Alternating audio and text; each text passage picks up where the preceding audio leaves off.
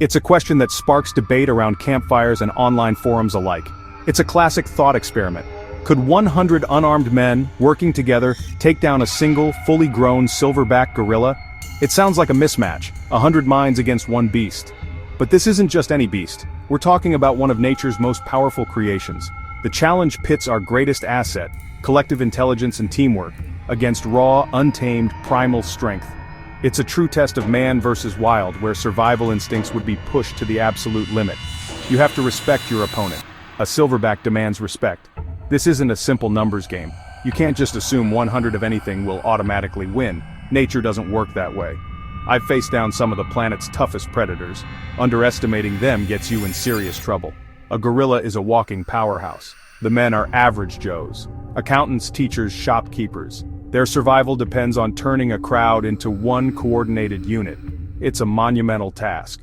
To truly understand this fight, you have to break it down. You need to analyze the strengths and weaknesses on both sides. So let's step into this arena. Imagine the scene. An open clearing, no weapons, just will against will. The air is thick with tension. The stakes are as high as they get. Let's get one thing straight. A silverback gorilla is a biological marvel, a true force of nature. An adult male can weigh over 400 pounds, nearly all of it dense muscle. Their strength is legendary. Studies estimate a silverback is at least 6 times stronger than an adult human. Think about that. That's a whole different league of power. They can easily snap thick bamboo stalks. A strong man would struggle with that. Their arms are longer than their legs, giving them incredible reach and leverage. This isn't an animal you can just grapple with. It's a living engine of destruction. Their power isn't just static strength, it's explosive. A gorilla can charge at speeds up to 25 miles per hour, faster than top sprinters over short bursts. Imagine 400 pounds of furious muscle coming at you. There's no standing your ground. The impact alone would be devastating, capable of breaking bones and causing catastrophic internal injuries. And then there's the bite. A gorilla's bite force is around 1,300 psi, more than twice a lion's. Their massive canines aren't for show, they are weapons built to tear. It's a terrifying combination of speed, power, weaponry. Now let's look at the other side of the clearing. 100 men. Individually, each man is hopelessly outmatched. A single punch from a gorilla could be a fatal blow. But this isn't 100 individual fights, it's one fight with 100 participants on one team. The primary weapon the men possess is their collective brainpower. Humans are masters of strategy and abstract thought. They can formulate a plan, communicate it, and execute it. They can understand concepts like flanking, diversion, and sacrifice. The gorilla operates on instinct and experience, but the men can operate on pure, calculated logic.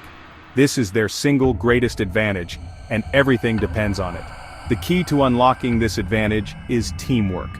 A disorganized mob of 100 men would be picked apart with ease. They would panic, get in each other's way, and be systematically dismantled. But a coordinated team is a different animal altogether. They can create diversions to draw the gorilla's attention. A group of 10 men on one side could feign a charge, while a larger group attacks from the flank and from the rear. They can work in waves. The moment of truth arrives. The gorilla, seeing the crowd of men as a threat to its territory, lets out a deafening roar.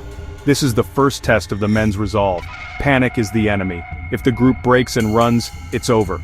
But if they've been briefed, if they have a leader and a plan, they hold their ground.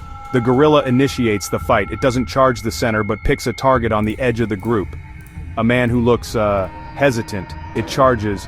A 400-pound blur of black fur. The first man goes down hard.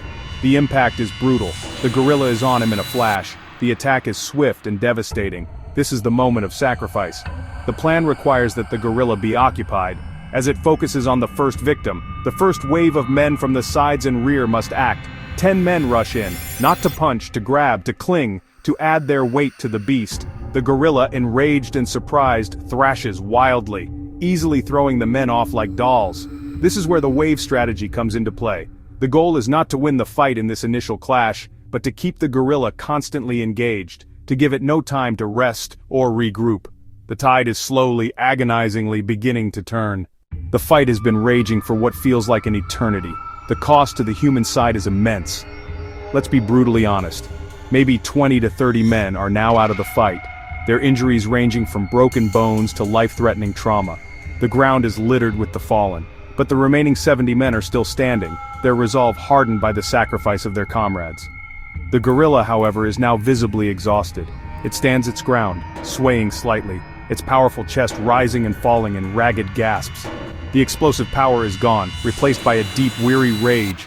It is wounded, bleeding from dozens of scratches and bites from the desperate men. This is the end game. The men see their opportunity.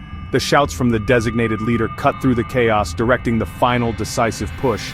There are no more feints or waves. This is an all-in maneuver. With a unified battle cry, the remaining 70 men charge as one. The gorilla manages to lash out, taking down one more man in a final desperate act of defiance. But it's not enough. The sheer weight and momentum of the human tide are too much for the exhausted animal. It is swamped, buried under a pile of bodies, its limbs pinned by the combined weight of dozens of men. Once immobilized, the gorilla's fate is sealed. It's still incredibly strong, but it cannot bring that strength to bear while pinned under several tons of human weight.